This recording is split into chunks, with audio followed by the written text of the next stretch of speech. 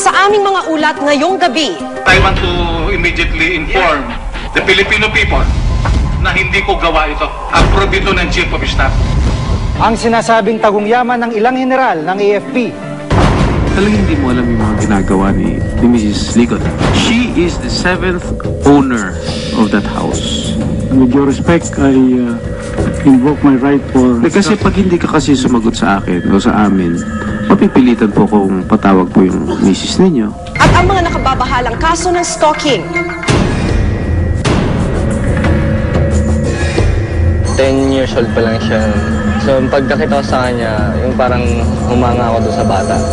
Pinaprotektahan ko lang siya.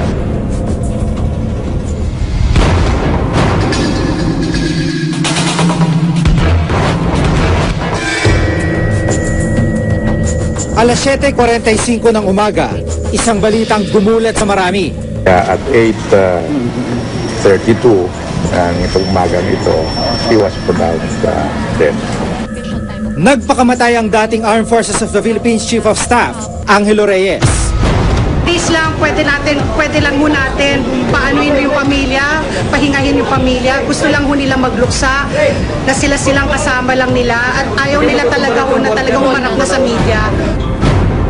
Bago mangyaring insidente, nasangkot si Reyes sa kontrobersya tungkol sa umano'y milyong pisong pabaon sa mga nagre-retirong Chief of Staff.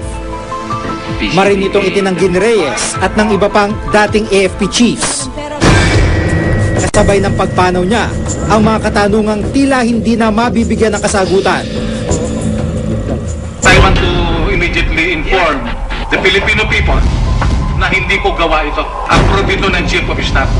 With your respect, I invoke my right for... Bukod kay Reyes, dalawang general pa ng AFP ang parehong sangkot ngayon sa malaking iskandalo. Ang mga dating AFP controller na sina retired Major General Carlos F. Garcia at retired Lieutenant General Jacinto Ligot.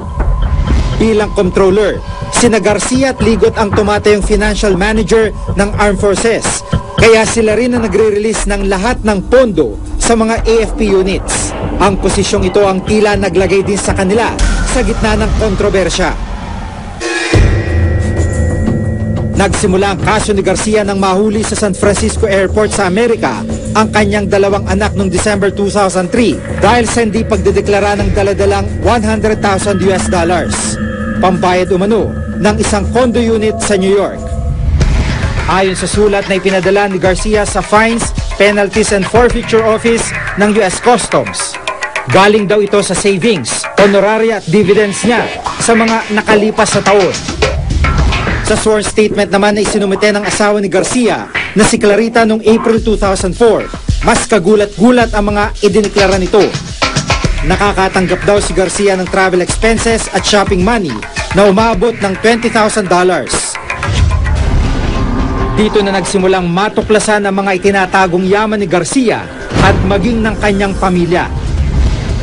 Kung susuriin ang Statement of Assets, Liabilities and Net Worth o SALE ni Garcia, mapapansing mula 1993 nang magsilbi siyang Assistant Chief of Staff ng AFP. May asset lamang siyang mahigit 700,000 piso. Umakyat ito at naging 1.4 million pesos noong 1999. At noong 2003, isang taon bago ang kanyang pagre-retiro, umakyat ang kanyang kabuang asset at umabot ng 2.83 million pesos. Pero higit na nakakabigla ang iba pang ari-arian at yaman na natuklasan ng Office of the Ombudsman na nakapangalan umano sa kanya at kanyang pamilya. Mayroong 11 bahay at lupang matatagpuan sa mga probinsya ng Guimaras, Iloilo, Batangas at Baguio ang pamilya Garcia. Ang halaga, mahigit 20 milyong piso. Sa record ng Registry of Deeds ng Tanawan, nakapangalan sa anak nitong si Timothy Carl ang 1.4 million peso house and lot sa isang eksklusibong resort at subdivision na ito.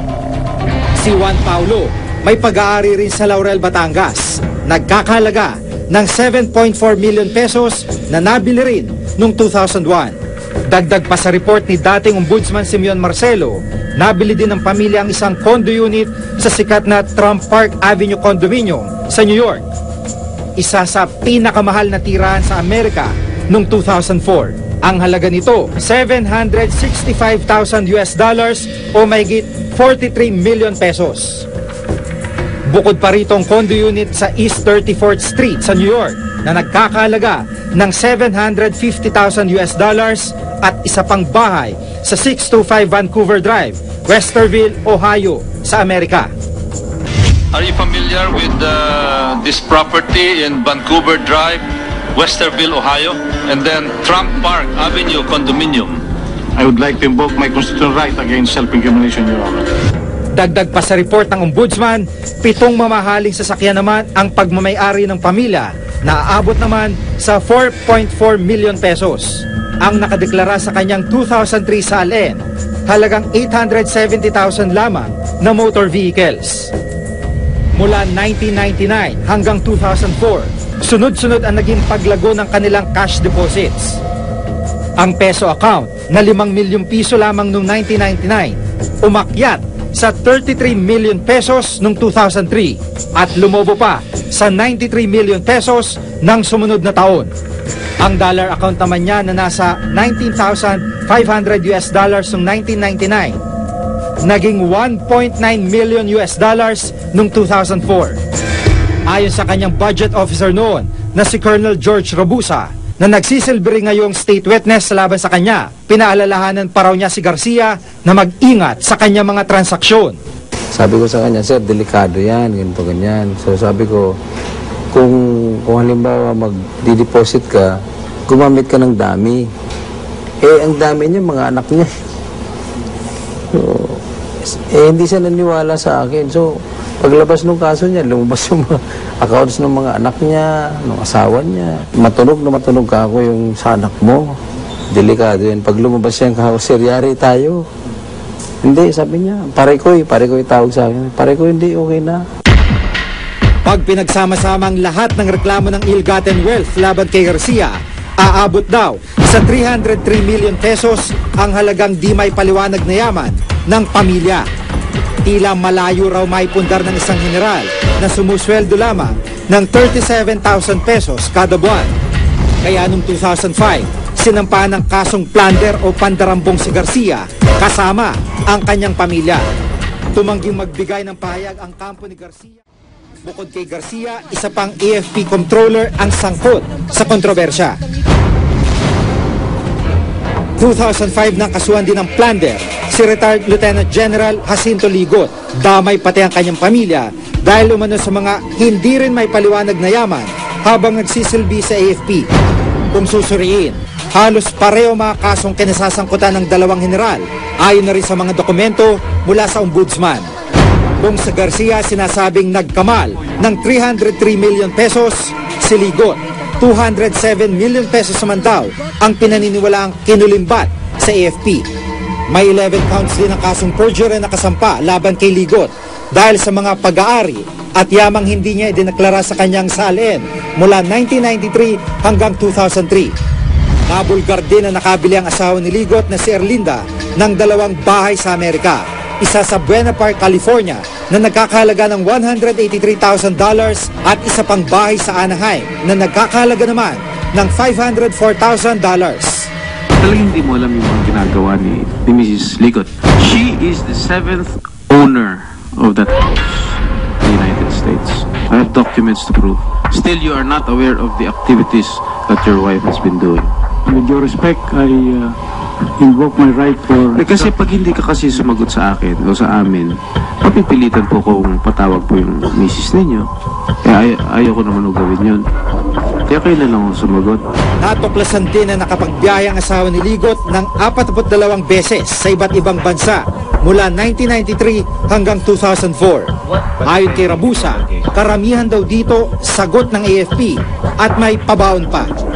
Was there an instance that you gave them pabaon? Sa dami po niya, hindi ko na matandaan. Parehong pumasok rin sa plea bargaining agreement ang dalawang general. Ang kaibahan lang, si Ligot patuloy na dinidinig sa Sandigan Bayan ang agreement kung saan nakasaad na isosoli niya ang 21 milyong pisong kapalit ng pag-atras na mga kaso laban sa kanya at sa kanyang pamilya. Samantalang si Garcia, sinasabing naisakatuparan na ang plea bargaining agreement. Sa kainitan ng presidential elections noong nakarang taon, isinulong ang plea bargaining agreement sa pagitan ng state prosecutor at ni Garcia na pirmado ng ombudsman. Ayon sa kasunduan, ibabalik ni Garcia ang 135 million pesos o halos kalahati ng 300 million pesos. Ang kapalit, guilty plea sa kasong direct bribery at facilitating money laundering, mas mababa sa kasong plunder na may parusang habang buhay na pagkakabilanggo. Pinapawalang bisa rin ito ang mga kasong nakasampa sa asawa at mga anak nito. Dahil sa plea bargaining agreement, nakapagbiyansa si Garcia sa halagang 60,000 piso. Ayon na rin sa order of bail na inisyu ng Sandigan Bayan. Indikasyon daw ito na naging epektibo ng deal sa pagitan ng ombudsman at ni Garcia. Sa Senate hearing, marin pa rin pinanindigan ng ombudsman ang pagpasok nila sa nasabing kasunduan. Mr. Chairman, please reconsider. It is not a matter of saying yes or no because many people, nanonood po ang ating publiko. Kung sasabihin ko po i-withdraw ngayon, dapat po pag nag-withdraw ako, meron naman po akong justification. Kamakailan, pinapospone muna ng ombudsman sa Sandigan Bayan ang desisyon kung aprobado o hindi ang kasunduan. Panalangin ko lang. Git naman ni Heidi Mendoza na siya tumatayong COA auditor sa kaso ni Garcia. Noon pa man daw tila may kamay na pilit pumipigil sa investigasyon kay Garcia. Dahan-dahan lang, Heidi, kasi tinawagan tayo ng palasyo. Hindi mo tinanong kung saan sa palasyo? Sino yan? Hindi ko po talaga matandaan kasi sa akin po, this is just an instruction coming from your leader and so I just obey, no? Hindi ko po matandaan kung saan, parang office po na executive secretary pero hindi po ako masyadong sigurado. I don't recall having spoken with him. We categorically deny that such thing. Ayon naman kay Attorney Theodore Te, isang criminal lawyer at professor, lugi raw ang taong bayan sa desisyon ng ombudsman na pumasok sa plea bargaining agreement. Kailangan tingnan dito is ano yung nakuha ng gobyerno dito. Sinasabi nila nagnakaw ito ng 300 plus million. Ano yung binalik niya? Ang binalik niya less than half. Hindi niya pera yung binalik niya. Pera ng gobyerno yun. So ano nakuha ng gobyerno? Nakuha ng gobyerno less than half of what was stolen. Nasaktan ba si Garcia doon? Hindi siya nasaktan kasi hindi naman na pera yun eh. Konsekwensya yon ng pag-plead mo ng sa krimen na bailable. Like for example, bribery. Diba? So if ikaw nag-plead ka to a crime of bribery which is bailable, you apply for bail, ay malamang aprobahan ng husgado yan. Git naman ng AFP, hindi raw sila kinonsulta ng ombudsman na isa raw sa requirement para sa isang plea bargaining agreement. Yung armed forces nyo mismo, nagtanong o lumapit kami sa Solicitor General. Tinanong namin, bakit hindi nyo kami in-involve dito? Kami po mismo yung offended and aggrieved party and kami talaga ang apektado dito. Wala naman sinasabi doon sa complaint na galing sa military finances ito, no? Ngayon lamang lumalabas na parang merong nanggagaling sa military, yung mga pera, no? Panibagong laban ang hinaharap ng sandatahang lakas sa mga ipinupukol na kaliwat ka ng isyu ng katiwalian laban sa ilang matataas na opisyal ng organisasyon. Malaking hamon ngayon sa pamahalaan kung paano sisiguruhing tanging katotohanan lamang ang mananaig. Ako si Jigo Manicad at itong nakatala sa aking Reporter's Notebook.